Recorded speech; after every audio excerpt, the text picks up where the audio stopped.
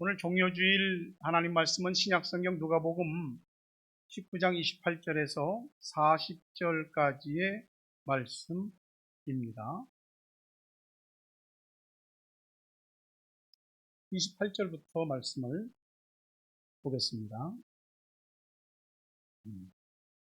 예수께서 이 말씀을 하시고 예루살렘을 향하여 앞서서 가시더라. 감람원이라 불리는 산 쪽에 있는 벳바게와 베다니에 가까이 가셨을 때에 제자 중 둘을 보내시며 이르시되 너희는 맞은편 마을로 가라. 그리로 들어가면 아직 아무도 타보지 않은 나귀 새끼가 매어 있는 것을 보리니 풀어 끌고 오라. 만일 누가 너희에게 어찌하여 푸느냐 묻거든 말하기를 주가 쓰시겠다 하라 하시매 보내심을 받은 자들이 가서 그 말씀하신 대로 만난지라. 나귀 새끼를 풀 때에 그 임자들이 이르되 어찌하여 나귀 새끼를 푸느냐 대답하되 주께서 쓰시겠다 하고 그것을 예수께로 끌고 와서 자기들의 겉옷을 나귀 새끼 위에 걸쳐놓고 예수를 태우니 가실 때 그들이 자기의 겉옷을 길에 펴더라. 이미 감람산 내리막길에 가까이 오심에 제자의 온 무리가 자기들이 본 바 모든 능한 일로 인하여 기뻐하며 큰 소리로 하나님을 찬양하여 이르되 찬송하리로다. 주의 이름으로 오시는 왕, 하늘에는 평화요 가장 높은 곳에는 영광이로다 하니 무리 중 어떤 바리새인들이 말하되 선생이여 당신의 제자들을 책망하소서하거늘 대답하여 이르시되 내가 너희에게 말하노니 만일 이 사람들이 침묵하면 돌들이 소리 지르리라 하시니라. 아멘. 성전에서 예배를 드리는 우리 어린이 학생 또 장년 또 가정에서 온라인으로 영상 예배에 동참하는 모든 이들에게 동일한 은혜와 성령의 임재가 있기를 주의 이름으로 축원합니다. 서로 인사하십시오. 사랑합니다. 축복합니다.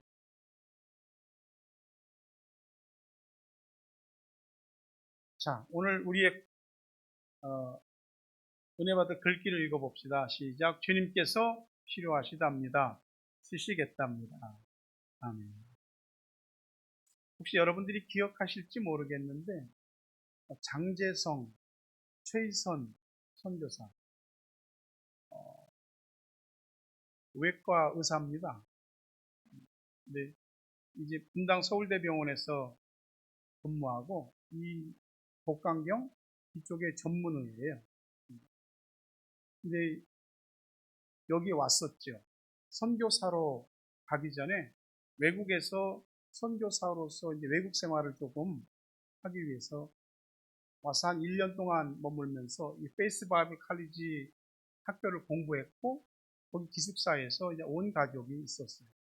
아들 찬유와 딸 온유를 데리고 그렇게 1년 동안 지내다가 이제 2019년도인가 네팔로 갔죠. 네팔의 그 한센이라고 하는 지역인데 카트만두에서 내려서 차로 6시간 동안 오직길로 들어가는 곳에서 NGO 그룹에서 세운 병원에서 의료 선교를 했습니다. 청년 때 제가 하나님의 일에 의료 선교로 쓰임 받겠습니다. 소원을 했고요. 잘 나가던 분당 서울대병원을 그만두고 선교사로 가려고 훈련을 받았어요.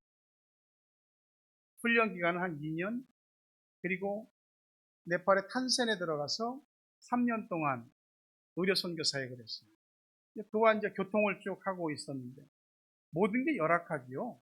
의료 장비도 열악하고 수술하는 수술실도 무균실, 멸균실 그런 게 어디 있습니까?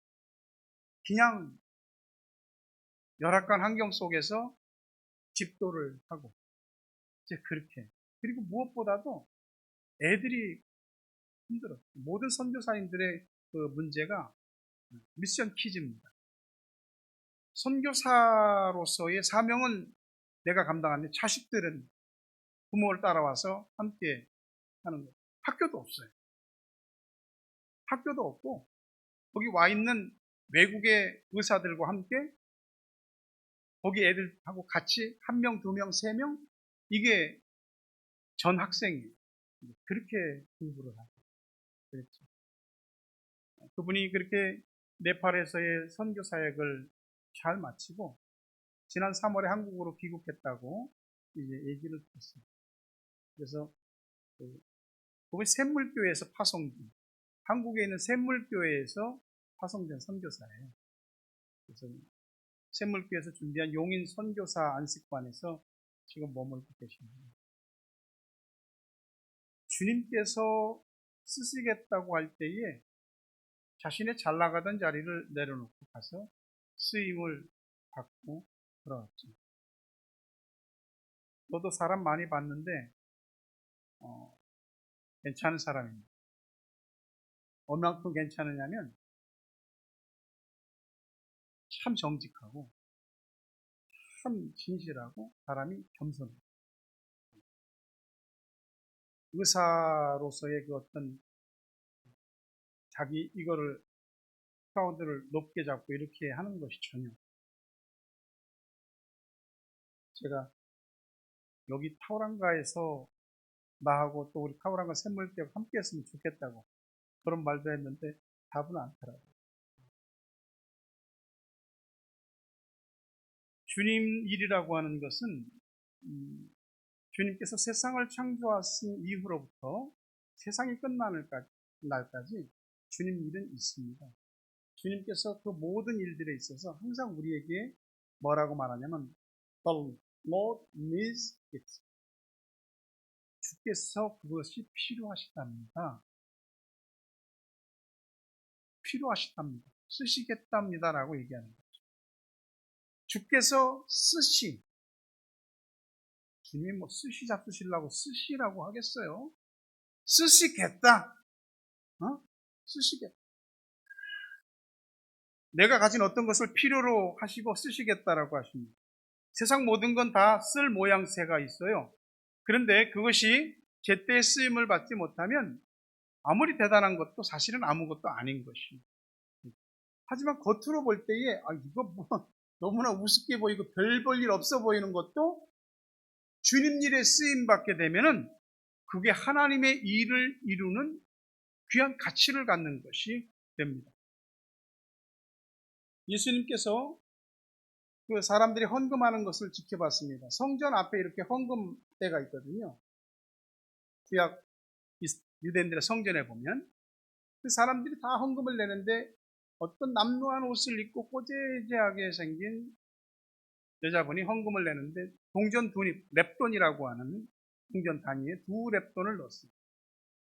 예수님이 저 여인이 가장 많이 헌금했다라고 하시죠. 예수님이 하시는 말씀, 저 여인은 자기 가진 생활비 전부를 다 넣었느니라. 이게 숫자적으로 따지면 별 볼 일 없는 건데 주님께서는 그것을 가장 많이 했다라고. 그걸로 제때에 그가 하나님 앞에 드린 이 헌금을 통해서 제자들의 신앙을 교육시키는 제대로 쓰임받은 거죠. 미국의 어떤 시골 교회가 있는데 시골에 무슨 이렇게 큰 교회가 있을까 싶을 정도로 큰 교회가 있답니다. 그 교회가 어떻게 세워지게 됐냐면 어린 애가 주일학교 교회를 가고 싶은데 주일학교도 없는 거예요. 교회가 없으니까. 그래서 이 아이가 좀 병을 앓아서 오래 못 살고 어린 나이에 죽었습니다. 근데 이 아이가 죽은 뒤에 그 아이의 그 침대 머리에 아주 작은 돈, 교회가 세워지게 해주세요. 한 헌금이 드려진 거예요. 그래서 사람들이 그걸 보고 성령의 감동을 동시에 다 받고 그리고 상상할 수 없을 만큼 헌금이 드려지고 그 시골 동네에 그렇게 큰 교회가 세워지지 않아도 될 그런 큰 교회가 세워졌다. 주께서 쓰시겠다라고 하는 것은 항상 어느 때가 있습니다. 이 세상에는 다 둘러보면 없는 게 없습니다. 근데 써야 할 때에, 쓰임받아야 할 때 쓰임받지 못하면 아무것도 아니죠. 세상에 쓰임받는 것도 잘 쓰임받는 것도 있고 잘못 쓰임받는 것도 있어요. 좀 오래된 얘기인데요. 한국에서 공항에서 있었던 거죠. 미국 LA에서 비행기를 타고 한국에 도착했는데 페루 사람인데요. 갑자기 배를 움켜쥐고 복통을 호소하더니 그냥 죽었어요. 깜짝 놀랐죠. 그래서 사인을 이제 밝히다 보니까 이 윗속에서 마약이 나와요. 마약 운반하는 거죠. 자기 몸을 마약을 운반하는데 쓴 거예요. 거기 마약 운반하면 얼마 받기로 했겠죠. 근데 그 마약이 윗속에서 터지면서 죽은 거예요. 잘못 쓰임 받는 거죠. 여러분, 강가의 돌멩이 하나라도 하나님의 교회를 짓는 데 쓰이면 그 돌은 거룩한 돌이죠. 그러나 황금이라고 할지라도 그게 보관과 축적의 의미만 가지고 있다면 그건 그냥 금입니다.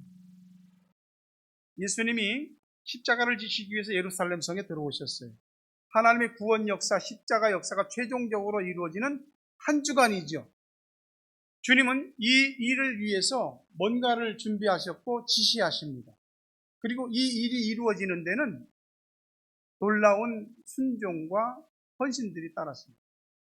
첫째는 벳바게라는 마을 가까이에 이르렀을 때 예수님이 건너편 마을 가라. 거기 가면 한 번도 누가 타보지 않은 나귀 새끼가 있는데 풀어와라. 제자들이 아니 왜 얘기가 돼 있는 겁니까? 주님 뭐 가서 끌고 오면 된다. 만약 누가 왜 풀러가냐고 그러면 주께서 쓰시겠다고 그래라. 제자들은 그냥 그 말씀만 듣고 말씀하시는 주님의 말씀만 듣고 가서 그대로 행한 것입니다. 두 번째는 그 나귀 주인. 아니 어쨌든 내 소유인데 누가 흘러가니까 당신들 왜 그러냐. 주께서 쓰시겠답니다. 두 말 않고 예. 그리고 그 순종과 헌신의 결과가 나귀 새끼예요. 예수님이 거기 타고 가셨다고. 예수님 나귀 새끼를 타고 갈 때에 지금까지 예수님께서 일으키셨던 놀라운 기적과 능력들을 직접 목격했던 사람들이 다 환호하고 기뻐하며 소리를 지르기 시작하는 겁니다. 하나님을 찬양하는데 찬송하리로다 주의 이름으로 오시는 이요 왕이요 하늘에는 평화 가장 높은 곳은 영광. 오늘이 그날입니다. 사실 주님이 여기로 지금 들어오시는 게 우리가 눈으로 안 보여서 그러지 그렇게 들어오시는 거예요. 이거는 예수님이 그냥 내가 나귀 새끼를 타야 되겠다 그런 게 아니고 하나님의 예언된 예언이 성취되게 하시려는 거예요. 스가랴 9장 9절에 시온에 따라 크게 기뻐할지어다 예루살렘에 따라 즐거이 부를지어다 보라 네 왕이 네게 임하시나니 그는 공의로우시며 구원을 베푸시며 겸손하여서 나귀를 타시나니 나귀의 작은 것 곧 나귀 새끼니라. 나귀라고 하는 것은 유대인 사회 속에서 상당히 다양한 용도로 중요하게 쓰였습니다. 농사를 짓는 데도 필요하고요. 물건을 나르는 데도 운송수단으로 필요했고 때로는 사람을 태우고 가는 용도로도 굉장히 중요한 이 재산 가치가 있는 거거든요. 주님은 아무거나 쓰지 않고요. 주님께서 필요로 하시는 것을 쓰시겠다고 하시고요. 주님께서 필요로 할 때 쓰임받는 것은 다 의미가 있습니다. 나귀 새끼는 겸손을 상징합니다. 꼭 가진 게 많고 능력이 대단하고 뭔가 재주가 탁월하다고 다 쓰시는 게 아니에요. 나귀 새끼 한 번도 헌신해 보지 않아요. 나귀 새끼. 어린 아이들도 주님이 쓰십니다. 초신자는 주님이 안 쓰시나요? 초신자 아무것도 모르는 초신자도 쓰십니다. 나 어떻게 할지 모르는데 다 쓰십니다. 주께서 쓰시겠다라고 할 때에 쓰임 받는 것이 중요하죠. 이제 막 교회 나오기 시작한 사람도 쓰임 받을 수 있습니다. 중요한 것은 주님께서 쓰시겠다는 거예요. 그리고 쓰시겠다라고 할 때에 그 말씀 그대로 가서 전달하고 행동하는 제자들의 순종, 그 모습. 그리고 주님께서 쓰시겠다고 할 때 아무 두말하지 않고 내놓는 주인. 항상 순종하는 자와 또 헌신하는 자들을 통해서 주님의 일이 이루어졌습니다. 빌립보서 3장 3절과 4절 보면 아무 일에든지 다툼이나 허영으로 하지 말고 오직 겸손한 마음으로 각각 자기보다 남을 낮게 여기고 각각 자기 일을 돌볼 뿐더러 또한 각각 다른 사람들의 일을 돌보아 나의 기쁨을 충만하게 해라. 주님 일은 서로 다툼이나 허용으로 하는 게 아니에요. 나 혼자 하는 것도 아니고요. 누군가 같이 하는데 나보다 남을 더 높이고 존중하는 마음으로 그렇게 함께 협력을 해서 하는 거예요. 그게 겸손이에요. 만약 그게 아니면 교만이거든요. 우리가 이해한다라고 하는 understand라는 말을 쓰잖아요. 이 understand라는 말은 아래에 서다 그런 뜻이에요. 굳이 말풀이를 하면 우리가 이해한다라고 할 때 뭘 이해해? 주님의 말씀을 이해한다? 주님의 뜻을 이해한다? 그분 아래에 서는 것입니다. 그분 말씀 아래에 서는 것이 이해하는 것이에요. 주님 일에 쓰임받는 것의 가장 기본적인 자세와 태도는 understanding. 자기가 하고 싶은 대로 쓰임받는 건 주님 일에 쓰임받는 게 아니고 자기가 하고 싶은 일을 하는 겁니다. 두렵지요. 마태복음 7장에서 주님이 나는 너희를 도무지 알지 못한다. 이런 말 들으면 얼마나 두렵겠어요. 이사야 선지자가 주님께서 말씀하실 때 내가 여기 있나이다 나를 보내셔서 그런 순종의 고백을 하잖아. 이사야 6장 8절 볼까요? 내가 또 주의 목소리를 들으니 주께서 이르시되 내가 누구를 보내며 누가 우리를 위하여 갈꼬 하시니 그때 내가 이르되 내가 여기 있나이다 나를 보내소서. 주님은 항상 말씀하셔요. 항상 부르셔요. 그리고 항상 뭐가 필요하다고 이야기하십니다. 주님 오시는 날까지 주님의 말씀과 주님의 필요는 멈추지 않습니다. 쓰시겠다고 할 때에 쓰임받는다면 그것이 우리의 영광이고 우리의 면류관이 될 줄로 믿습니다.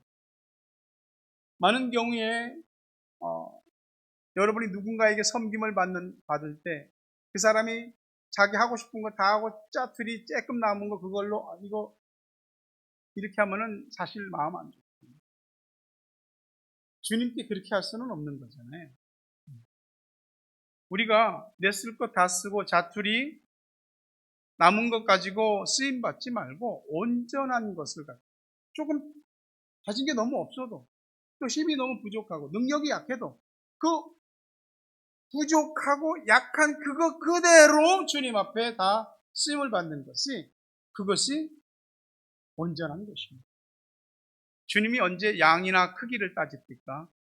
항상 내가 가진 것에 온전한 것을 원하시는 거죠. 잠언 3장 9절과 10절에 보니까 네 재물과 네 소산물의 처음 익은 열매로 여호와를 공경하라. 그리하면 네 창고가 가득히 차고 내 포도즙에 새 포도즙이 넘치리라. 주님께서는 처음 것 좋아하세요. 왜냐하면 처음 것에는 거의 우리 마음 전부가 다 담겨 있다고 해도 과언이 아니기 때문에 그렇습니다. 이 처음 것을 주님께 드린다고 하는 것이 곧 제대로 쓰임을 받는 것입니다. 여기 아무도 사람이 한 번도 타보지 않은 나귀 새끼, 길들여지지 않은 무거운 것을 져보지 않은 그 나귀 새끼가 뭘 알겠어요? 뭘 할 수 있겠어요? 그런데 주님이 쓰시겠다는 거예요. 주님 내가 뭘 알아야죠. 내가 뭐 할 수 있어야죠. 그것보다 더 중요한 건 주님이 쓰시겠다라고 하는 거예요. 쓰시겠다고 하면 예라고 하는 거예요. 이 나귀가 뭐 아무것도 모르고 아무것도 할 수 없어도 주님이 사용하시니까 거룩한 나귀가 됐고 주님의 구원 역사의 한 축을 감당하는 나귀가 된 거예요. 이런 나귀를, 이렇게 귀하게 쓰임받은 나귀를 주님께 드린 이 나귀의 주인은 성경에 뭐 다른 얘기가 없어요. 그는 자기가 드리고 헌신한 걸로 그걸로 다 된 거예요. 이 사람 제때 제대로 쓰임받은 거지요. 제자들이 나귀 풀러갈 때 어쨌든 주인이니까 왜 그러냐고 묻긴 했지만 주님이 쓰시겠다고 하니까 그냥 온전히 내어준, 이 사람 예비된 사람. 제가 뭐 모든 목사님들이 그렇겠지만 목회하면서 그럴 때가 있어요. 누군가 어떤 때에 어떤 역할을 해 주어야 할 때가 있거든요. 그때에 잠깐만요. 좀 생각 좀 해보고. 잠깐만요. 그런 경우도 있고, 제가 하겠습니다. 그런 경우도 있어요. 그때 정확하게 그 일에 자신의 역할을 통해서 섬김과 헌신을 통해서 쓰임 받는 사람들이 있어요. 그 사람들이 바로 예비된 사람들이죠. 우린 살면서 It's mine, 이거에 굉장히 길들여져 있습니다. 태어나면서도 주목을 볼 건지 내 것이라는 생각이 많습니다. 근데 주님께서는 다 내 것이라고 얘기하세요. 그래서 우리한테 네가 가진 어떤 것이 필요하다라고 말씀하십니다. 여러분이 은혜를 받거나 또는 마음의 주님께서 이걸 내가 해야 된다, 네가 해야 된다라는 마음을 주실 때가 있어요. 그때 감당하기도 하죠. 그러나 대부분은 교회를 통해서 주님이 쓰시겠다는 걸 말씀하세요. 목회자를 통해서 주님이 쓰시겠다라고 하는 것을 말씀하십니다. 자, 일단은 그렇게 주님께서 쓰시겠다라고 하는 말씀이 전달된 겁니다. 그 다음에 그 쓰시겠다라는 것에 부응하지 않을지는 각각 자신의 몫인 겁니다. 주께서 말씀하실 때 여러분은 쓰임받기를 바라고, 또 주님이 말씀하시기 전에라도 자발적으로 즐거움으로 쓰임받게 되기를 간절히 바랍니다. 내가 하겠습니다 라고 했다가도 안 하는 사람들이나 안 하는 경우도 발생할 수 있잖아요. 그러나 그런 헌신이나 소원을 약속하지 않아도 주님께서 원하시는 때 정확하게 자기 자신이나 또는 자신이 가진 어떤 것을 가지고 쓰임받는 사람들이 있습니다. 그 사람이 예비된 사람이고 하나님의 일을 이루는 사람입니다. 예수님께서 예전에 문둥이였다가 고침을 받았던 시몬의 집에 들어가서 식사하실 때 한 여인이 예수님께 향유를 부은 사건이 있잖아요. 무려 300데나리온이에요. 1데나리온은 그 당시 노동자 하루 품삯이니까 거의 1년 연봉과 같은 거죠. 근데 주님께 싹 부어드렸어요. 파는 사람도 있잖아요. 그거 팔아서 가난한 사람들에게 주면 얼마나 좋겠어. 예수님은 그런 사람들의 말을 다 물리치셨습니다. 그러지 마라. 이 여인이 내게 좋은 일을 했다. 이 여인은 나의 장례를 준비하는 것이다. 예수님이 죽을지 누가 알았어? 아무도 몰랐어. 이 여인도 몰랐어. 근데 그렇게 누가 시키지 않았는데도 자발적으로 받은 은혜에 감격해서 자기 자신을 또 소유를 주님께 부어드렸을 때 궁극적으로 결론적으로는 주님의 장례를 예비한 것이 됐습니다. 여러분이 어느 날 주님의 일에 쓰임받은 그것이 그 당시로는 의미를 다 모를 수도 있지만 시간이 지나면 그래, 그것이 주님의 뜻이었어. 그 주님께서 우리에게 주신 기회였어 라는 것을, 그게 주님의 일을 이루는 타이밍이었어요. 라는 걸 깨닫게 됩니다. 오늘 종료주일 주님께서 우리에게 쓰시겠다고 하십니다. 나 너한테 그거 필요하다 라고 말씀하십니다. 기회지요. 지금까지 받은 은혜에 대해서 내가 감사할 기회, 또 은혜를 받은 자로서 은혜 받은 것을 입증하는 기회, 헌신할 기회이죠. 말씀을 맺습니다. 오늘도 주님이 우리한테 쓰시겠다 그러십니다. 그때에 쓰임받게 되기를. 오늘 종료주의를 지나 월요일부터 토요일까지 고난주간이 됩니다. 부디 이 고난주간에 여러분에게 예수 그리스도의 고난과 죽으심이 구원의 은총으로 다가오게 되기를 바랍니다. 한 주간 주님이 어떻게 삶을 사셨는지 묵상하게 되기를 바랍니다. 주님의 십자가 고난과 죽음의 자리까지 동참하는 은혜가 여러분에게 있기를 주의 이름으로 축원합니다.